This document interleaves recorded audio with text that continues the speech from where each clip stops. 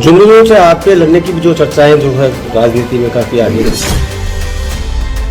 Party कोई और प्रमुख जो पद देना चाहेगी आपको?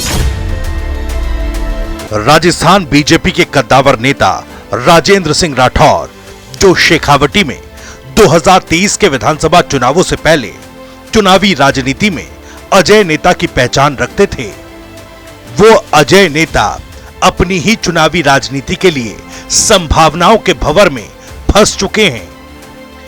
दरअसल 2023 के विधानसभा चुनाव में पार्टी की ओर से राजेंद्र राठौर को उस वक्त अपनी सीट चुरू विधानसभा से न लड़कर के तारानगर सीट से चुनाव लड़ने का आदेश मिला।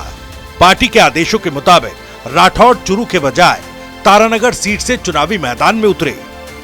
बीजेपी के शीर्ष नेतृत्व को उम्मीद थी कि राजेंद्र राठौर चुरू की तरह ही तारानगर सीट पर बीजेपी के लिए जीत का मॉनसून लेकर आएंगे, लेकिन शेखावटी की राजनीति और सीट बदले जाने के इस सियासी भंवर में राठौर ऐसा फंसे कि तारानगर सीट पर चुनाव हार गए।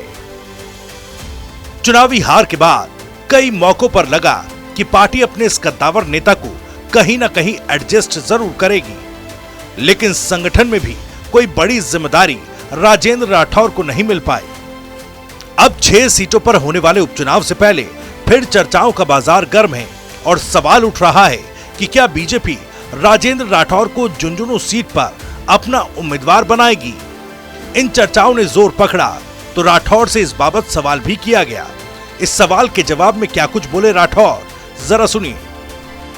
राजनीति में चर्चाओं का दौर जारी है और जारी रहना भी चाहिए, परंतु यहाँ कार्यकर्ताओं की पार्टी है। मैं चुनाव में क्योंकि पराजित हो चुका हूँ, इसलिए मुझे कोई चुनाव ना आगे लड़ना, और वैसे पार्टी का आदेश की मैं पालना करूँगा। पार्टी कोई और प्रमुख जो पद देना चाहेगी आपको? तो जो कार्यकर्ता का पद सबसे बड़ा पद है, जिस पद पर हम सब लोग विराजे हैं, इसलिए अब 5 साल तक संगठन के आदेश पर गली कूचों में जाकर पार्टी की विचारधारा को मजबूत करना ही लक्ष्य है। राठौर ने पार्टी के आदेश को मानने की बात कहकर भले इस सवाल को भी टाल दिया हो, लेकिन झुंझुनू सीट कांग्रेस के दिग्गज नेता बृजेंद्र ओला की पारिवारिक सीट मानी जाती है।